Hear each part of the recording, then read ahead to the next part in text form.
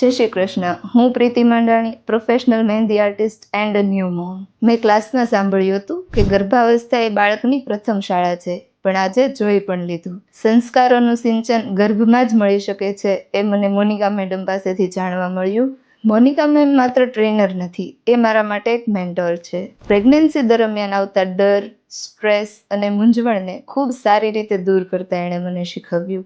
ક્લાસમાં કરાવવામાં આવતી activities, yoga, meditation, music session, mind activities, જેણે મને પ્રેગ્નન્સી દરમિયાન સ્ટ્રેસ ફ્રી રાખવામાં ખૂબ મદદ કરી છે.